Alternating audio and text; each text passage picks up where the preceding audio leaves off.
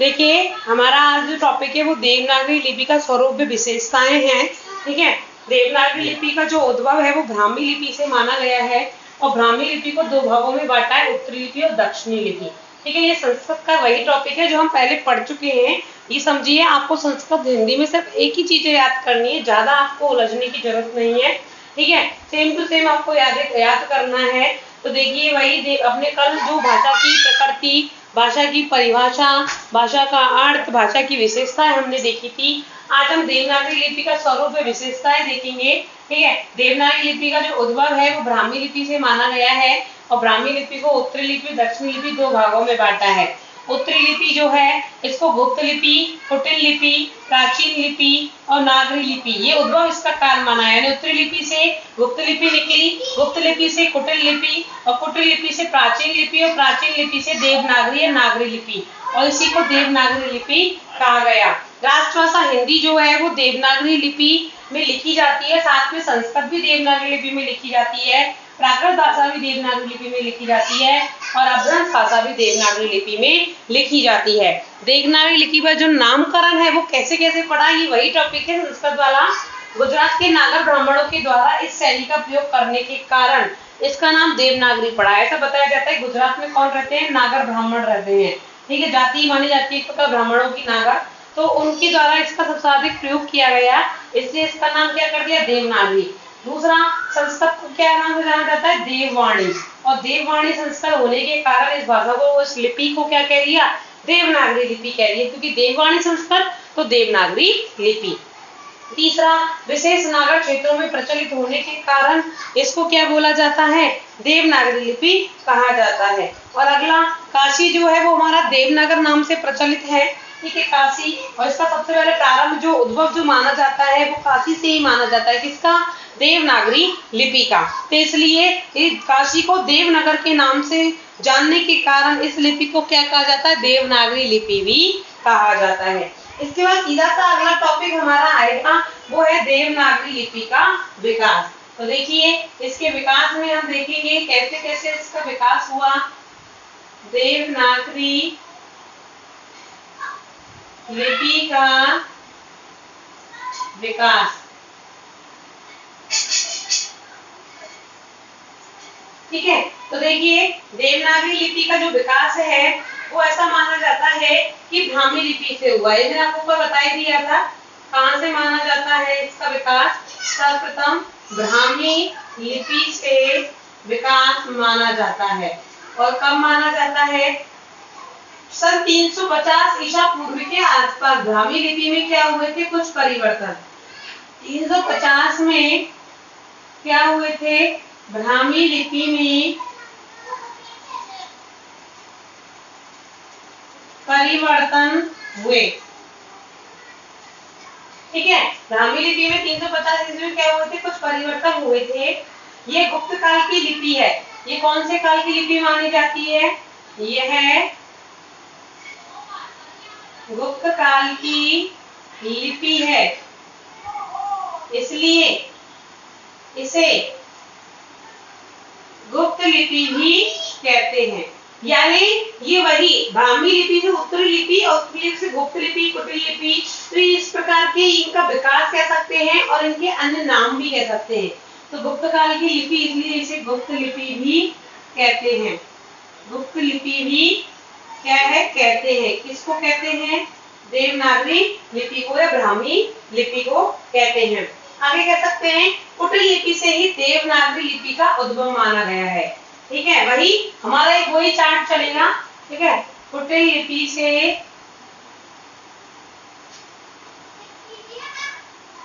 देवनागरी लिपि का उद्भव मानते हैं। ठीक है, कुटिल लिपि से देवनागरी लिपि का उद्भव मानते हैं और ऐसा माना जाता है कि सर्वप्रथम जो है देवनागरी लिपि का जो प्रचार प्रसार है वो उत्तर से दक्षिण की ओर हुआ।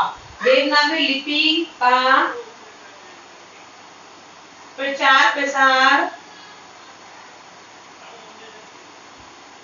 उत्तर से दक्षिण की ओर हुआ। ठीक है। देवनागरी लिपि का जो प्रचार प्रसार है वो उत्तर से दक्षिण की ओर हुआ, इसलिए गुप्त ये जो है पहले तो गुप्त काल की लिपि और गुप्त लिपि माना गया है। कुटिल लिपि से इसका उद्भव होने के कारण देवनागरी लिपि का इसे उद्भव मानते हैं कुटिल लिपि को। ठीक है। देवनागरी लिपि का जो प्रचार प्रसार है वो उत्तर से दक्षिण की ओर हुआ। सर्वप्रथम जो इसका प्रयोग है वो देखते हैं हम, कहाँ हुआ, कैसे हुआ। तो सर्वप्रथम इसका जो प्रयोग है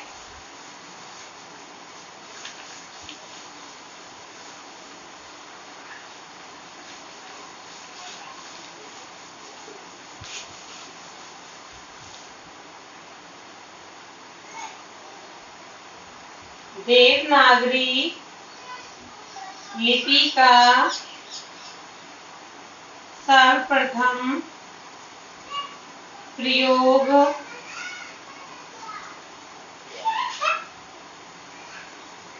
देवनागरी लिपि का सर्वप्रथम प्रयोग किसने किया था? गुजरात के गुर्जर वंशी राजा। ठीक है, कौन थे? गुजरात के गुर्जर वंशी राजा जयभट्ट। ठीक है, जयभट्ट के दान पात्र में, जयभट्ट के दान पात्र में देखा गया, दान पात्र में देखा गया। ठीक है, और इसी लिपि में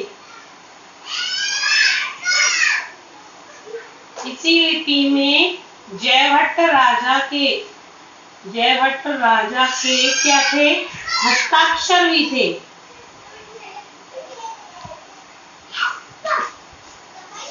ठीक है, इस प्रकार मतलब कह सकते हैं कि देवनागरी लिपि का जो सर्वप्रथम जो कह सकते हैं प्रयोग है वो किसने किया था? गुजरात के गुर्जर वंशी राजा जो थे जयभट्ट, उनके दान पात्र में इसका प्रयोग देखा गया और इस लिपि में जयभट्ट राजा के हस्ताक्षर भी देखने को मिलते हैं।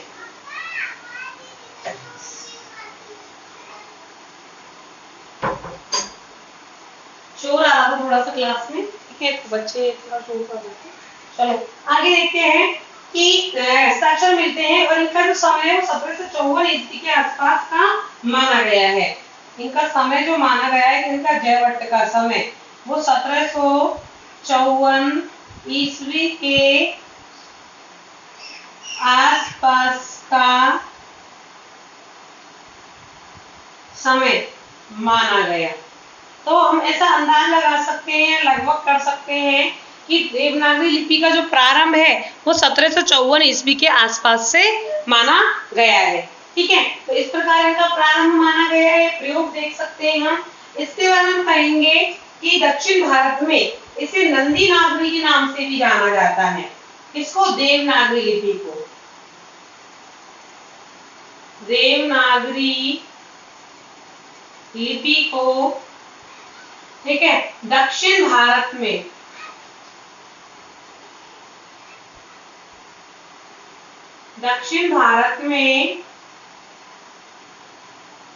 नंदी नागरी के नाम से भी जाना जाता है। ठीक है, आगे कह सकते हैं महाराष्ट्र में इसे बौद्ध लिपि या बाल बौद्ध लिपि कहा गया है। महाराष्ट्र में इस लिपि को क्या नाम दिया गया है? बाल बौद्ध लिपि भी कहा जाता है। ठीक है, बाल बौद्ध लिपि के नाम से इसे जानते हैं कहाँ पर? महाराष्ट्र में, और दक्षिण भारत में इसे नंदी नागरी के नाम से जानते हैं। और इसका सर्वप्रथम प्रयोग जो है वो गुजरात के गुर्जर वंशी राजा जयभट्ट थे, उनके दान पात्र में देखने को मिलता है और उस दान पात्र पे उनके हस्ताक्षर भी है। और वो किस लिपि में है? वो है देवनागरी लिपि में। तो इस प्रकार कह सकते हैं कि सर्वप्रथम इनका प्रयोग जो गुजरात के जयभट्ट राजा ने किया था। अब इनका पूरा विकास देखेंगे। ठीक है, देवनागरी लिपि का विकास तो कैसे हुआ ये तो हमने ऊपर पढ़ ही लिया। ठीक है, इसको थोड़ा सा और अपने हिसाब से बांट लेते हैं। तो देखिए, पहले ब्राह्मी लिपि, ठीक है। ब्राह्मी लिपि जो है वो ईसा पूर्व 500 से 350 ईसा पूर्व, ठीक है, ये समय है इसका।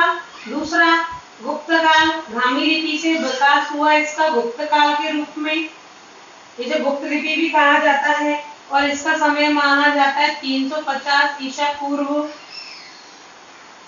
से 500 ईस्वी तक। सॉरी, एक साथ इसको दोबारा कर लेते हैं। ईसा पूर्व 500 से 350 ईस्वी तक, ईस्वी पूर्व तक, ईसा पूर्व तक, ठीक है। फिर ये ईसा पूर्व बात एक ही है, वही है, ठीक है। 350 से लेकर 500 ईस्वी तक, ठीक है। तीसरा इसका विभाजन हुआ कुटिल लिपि के रूप में, और इनका वही ईसा पूर्व 500 से लेकर के 900 ईस्वी तक का समय माना, ठीक है। और फिर आया अपना देवनागरी लिपि, और इसका समय माना जो वो है ईसा पूर्व 900 से अब तक। तो ऐसे इनका विकास काल माना गया है ब्राह्मी लिपि, गुप्त काल लिपि, कुटिल लिपि और देवनागरी लिपि के रूप में। देवनागरी लिपि में वही है जो हम वर्तमान में पढ़ते हैं, 11 स्वर, ठीक है। 35 और 33 इसमें क्या माने हैं, व्यंजन माने हैं। तो ये वही है, इनको ज्यादा आपको एक्सप्लेन करने की आवश्यकता नहीं है, और चाहे तो आप कर भी सकते हो। सबसे अगला टॉपिक इसका आता है विशेषताएं, देवनागरी लिपि की विशेषताएं।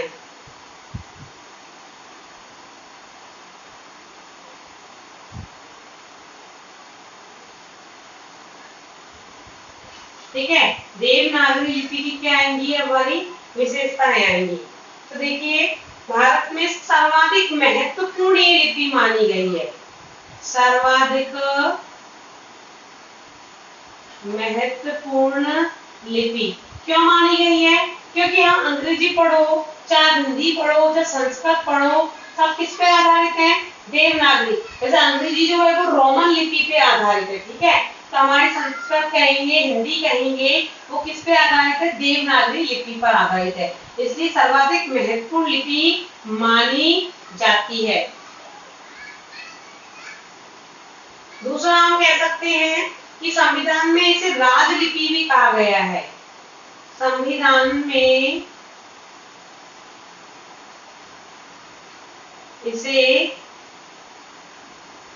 राजलिपि भी कहते हैं। क्यों कहते हैं, सभी जानते हैं भाई, संविधान हमारी हिंदी राष्ट्रभाषा को, हिंदी को राष्ट्रभाषा मानता है, और राष्ट्रभाषा मानता है तो उसमें लिखी जाने वाली लिपि भी कौन सी होगी, राजलिपि होगी, ठीक है। अगला हम कह सकते हैं इसकी विशेषताएं और मूल विशेषताएं इसकी देखेंगे कि वर्णमाला की पूर्णता, इसमें क्या मिलेगी आपको, वर्णमाला की पूर्णता, वर्णमाला की पूर्णता में, ठीक है, वही स्वर, व्यंजन, स्वरों का विभाजन, व्यंजनों का विभाजन, ठीक है। तो वामन, वामन क्या माने गए हैं, लिपि चिन्ह, कितने लिपि चिन्ह माने गए हैं, 52 लिपि चिन्ह माने गए हैं, किसमें, देवनागरी लिपि में, देवनागरी लिपि में। इस प्रकार वर्णमाला का पूर्णता से विभाजन किया गया है, किसमें, देवनागरी लिपि में। आगे हम देख सकते हैं, विशेषताएं हम पढ़ रहे हैं, ठीक है।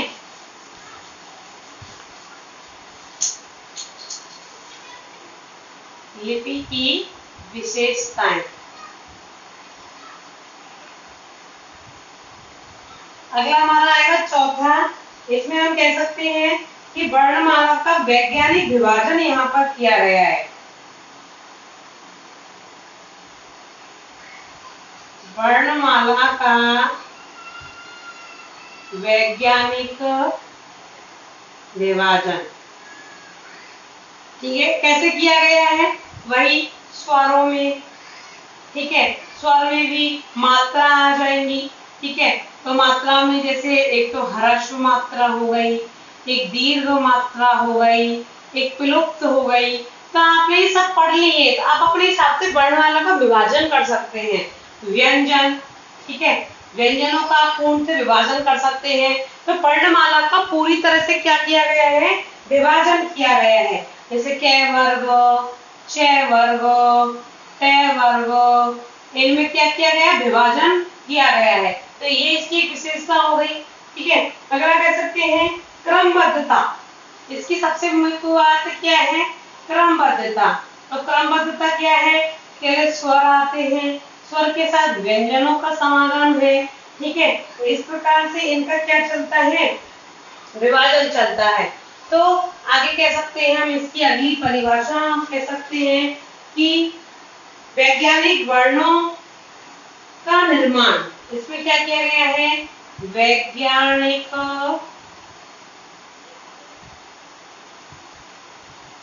वर्णों का निर्माण। ठीक है, वैज्ञानिक वर्णों के निर्माण के अंतर्गत क्या कह सकते हैं कि लिपि वर्णात्मक है और इसमें वर्णों का लेखन व उच्चारण क्या है? समान है। लिपि कैसी है? ये लिपि वर्णात्मक है। लिपि कैसी है? वर्णात्मक है। और जो वर्ण है उनका लेखन व उच्चारण कैसा है? वर्णों का लेखन में उच्चारण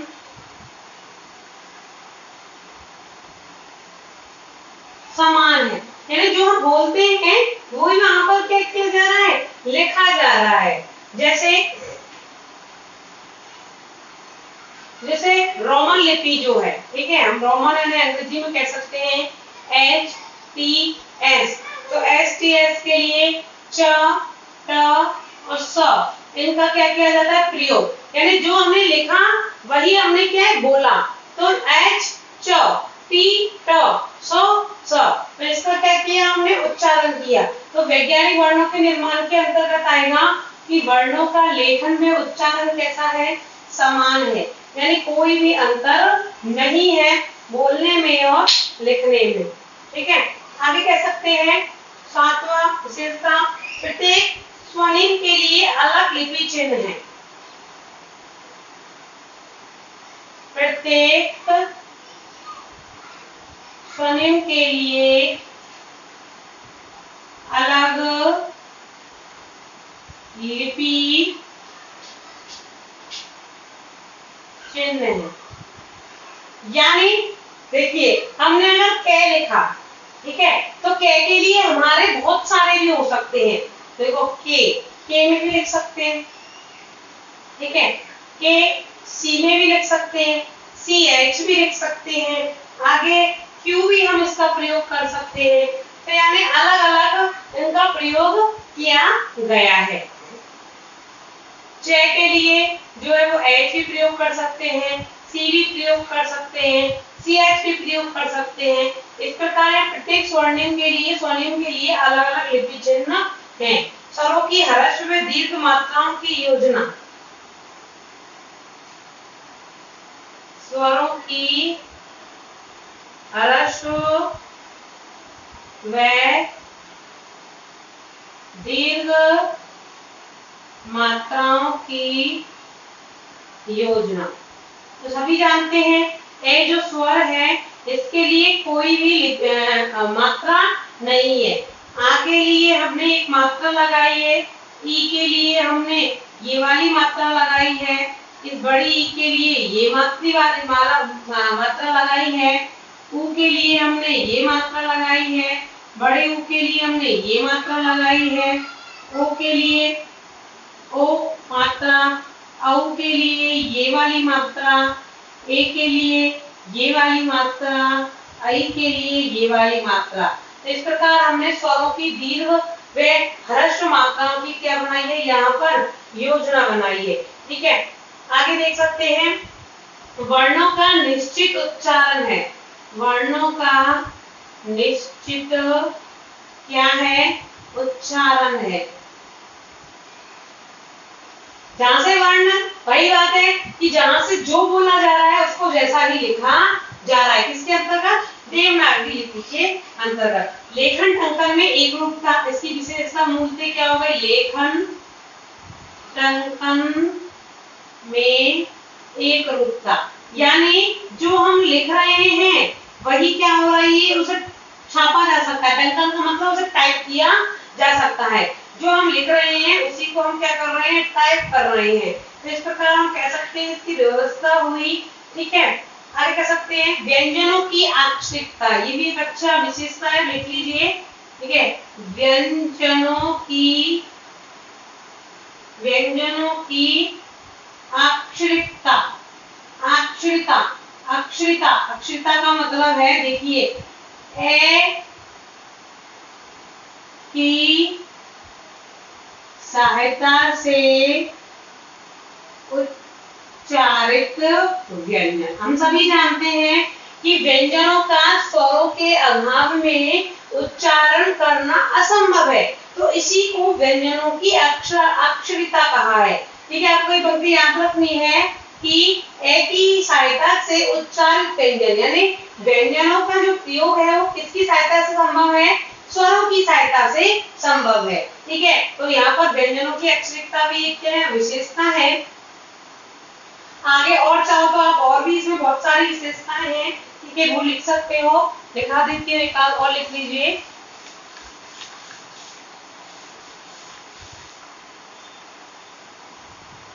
ठीक है, आपका जो पेपर मैंने ग्रुप में डाला हुआ है, मैं उसके आपको आंसर की पूरा बना करके मैं आपको उसे दे दूंगी। ठीक है, या उसकी एक वीडियो कंप्लीट बना के मैं आपको हमें प्रस्तुत कर दूंगी। ठीक है, तो आगे विशेषता है उच्चारण स्थान के अनुसार वर्णों का निर्माण। उच्चारण स्थान के अनुसार वर्णों का निर्माण। ठीक है, उच्चारण स्थान के अनुसार क्या है? वर्णों का निर्माण। हमने उच्चारण स्थान पढ़े हैं संस्कृत में, 8 या 10 उच्चारण स्थान है। ठीक है, कौन कौन से हैं? कंठ है, मूर्धा है, आप हिंदी में भी इनको लिख सकते हो। ठीक है, बात एक ही है, वर्ण है, हिंदी संस्कृत सेम है, बस भाषा का फर्क पड़ता है। ठीक है, कंठ है, मूर्धा है, तालु है। ठीक है, अपना कंठ, मूर्धा, तालु, दंत है। ठीक है, इस प्रकार के 8 के उच्चारण स्थान है। अगली विशेषता आप देख सकते हैं,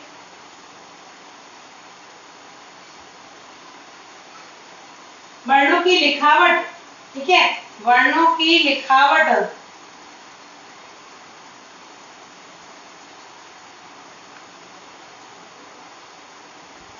कलात्मक, सुंदर व सुगठित है।